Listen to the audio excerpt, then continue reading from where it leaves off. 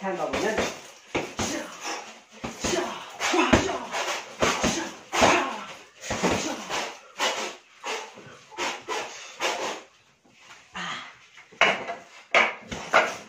Là sai pe, ok là dễ ở xí đó.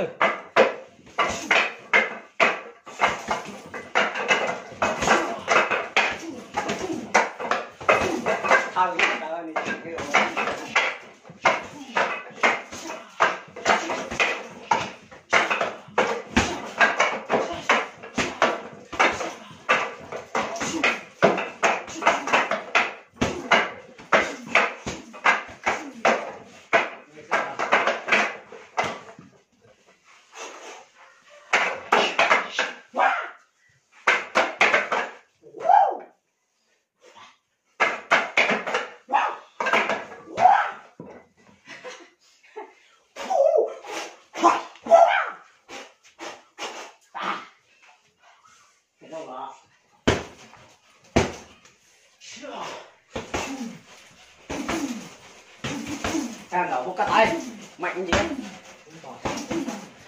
ai à là bèo xí đó chả không dừng nữa.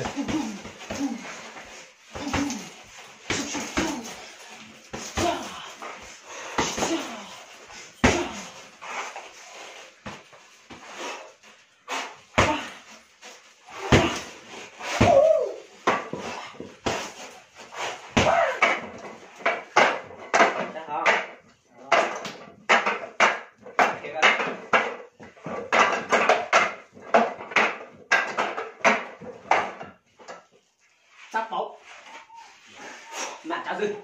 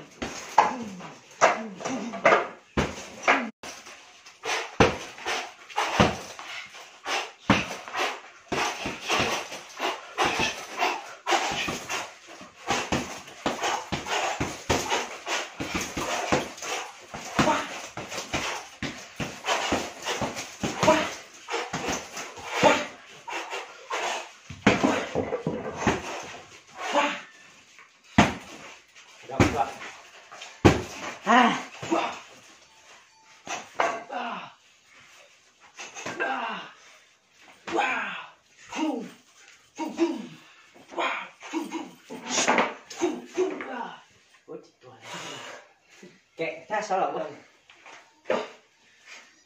cắt sao là sao đây này này sao đây này có một con cái chạy sao là thấy không này này này cái tán này tôi nè ôi cạo bảo sự giao nó đứt hứng đẹp mình nhé đấy nó chỉ biết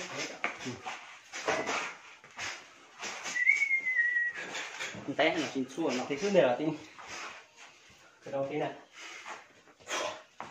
phải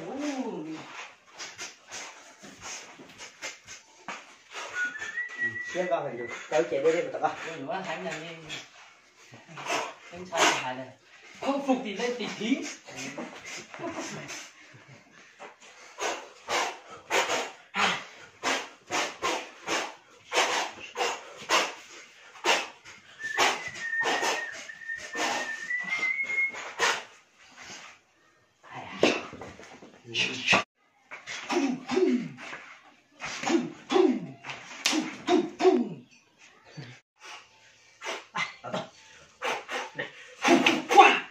còn là khá thể hướng tới nên một câu luôn á từ bắt buộc phải muốn đi thành này nên một câu này này đấm rồi nên đi đấm đi nó sắp phải rồi này chỉ cần một tổ tí nha chỉ cần phần đầu à đấy bắt đầu này đúng không này nhớ này bạn này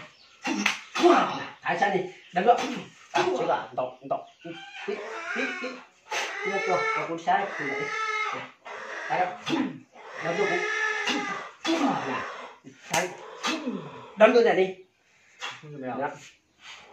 đâm có lúc đó nha phải không chỉ cần đâm vào gì, đâm vào này, nè, cái chỗ đó gì, đâm thật lú lại, hoạt động tới trên, vậy nè, hoạt động tới trên không được, nè, nè, có thấy, đầu té đâu quấy, nè, thì tay trộn xuống, chỉ cần nó đi, nè, tay trộn xuống, chỉ cần tay trộn xuống, chỉ cần cao lúc chế phải hoạt động to khó để mua lực, nè, nè, chỉ cần để hoạt động nó có thể rất tự nhiên, nó đi cú lô sen có thể nè, có thể dạ tao muốn gì là có thể như thì nó cũng như gì thứ nhưng chỉ cần trồng nó chỉ có hoạt động tao đây cho nó đơn tôi như thế này đi có thể không nên có thể không đó là chỉ cần cả chỉ còn nên nhưng mà tôi được có được không nè thế thế nè nhân đây này đánh tôi lại chỉ cần đánh lọt đâu có thể mà mua hay xéo thấy tụi nó mua được thế gì này chỉ cần lo này này giờ bút thái là sao đi thái sao đi này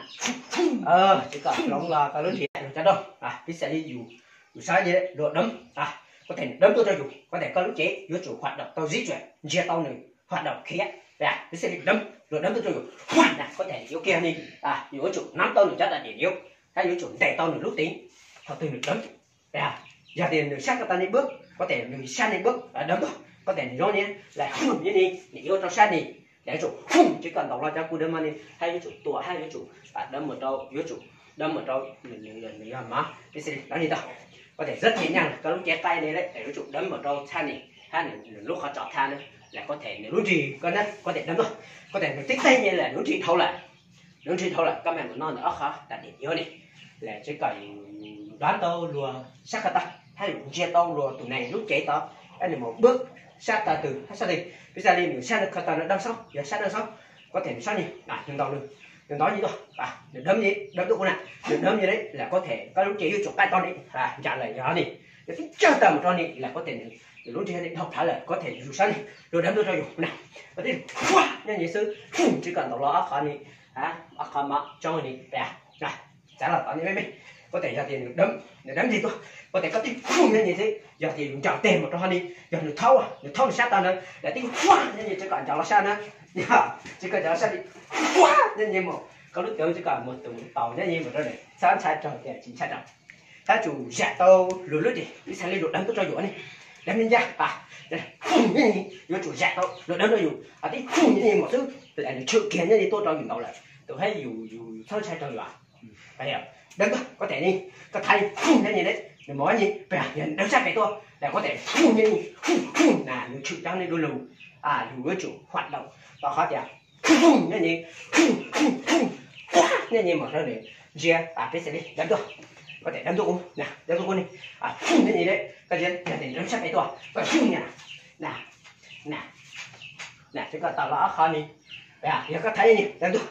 có thay một cái gì giờ để đấm sát cái tôi để trả như một sự để sang từ bùa tròn rốt thú giờ ta có tích tay gì để tích chi thôi có thể dùng sang đi các cái là thái nè đấm thôi có thể là phun chỉ cần một tổ tí gì giờ chỉ muốn sang đi thái có thể phun như gì đấm thôi có thể phun như thế thứ nó chế nhiều hoạt động luôn hoạt động ở đây phun quá như một tổ tí luôn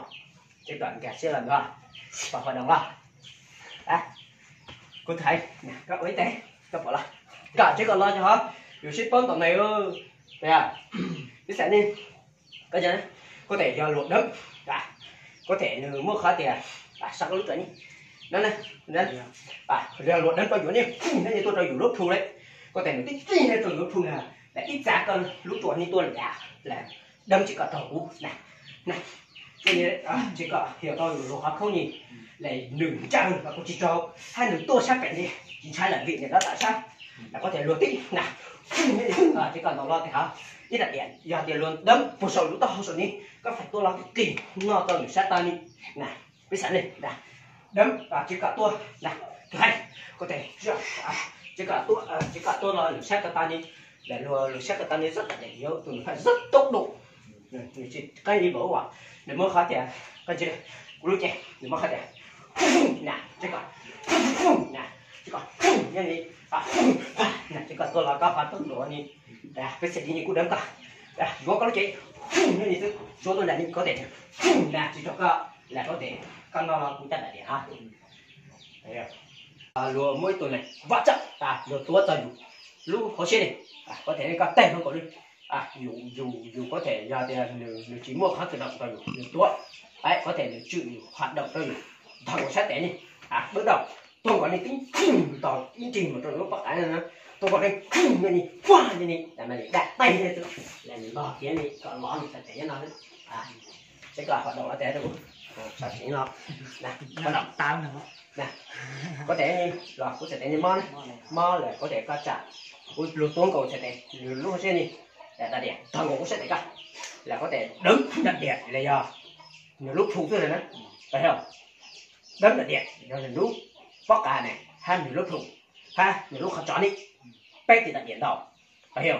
là thầu từ đấm là danh người sách té đi đúng không tí đấm đâu đi ai như vậy có thể tí danh người sách té đi tí danh gì là tí lưu trí cả người sách té nên tỉnh phong không một tê tí lưu trí gì tí tê gì thằng nó có lúc chuột ở đó tuổi là có sách té nên tập lại gì và tí giờ thứ các cứ mua hết thì giờ thứ chỉ mang sao gì tối ra đi có thể đi giờ như thứ có thể cũng có thể đặt đèn này có thể vào kia như là cái chủ hiệu tông để có thể đặt đèn dù bỏ được tôi dù sắp bút được tôi nữa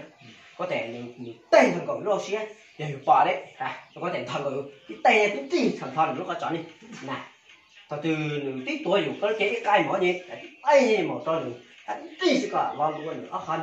đấm hơn đi hơn đi là lũ trẻ được làm mỏ như là nhiều mất ra để yếu lại này nhiều mất hơn là nhiều chịu chỉ tội tôi tao nói được tôi còn dù là bắt buộc dù phải đợi tay chỉ cả là một lúc thu để thì mua khó thì hoạt động khác khó thì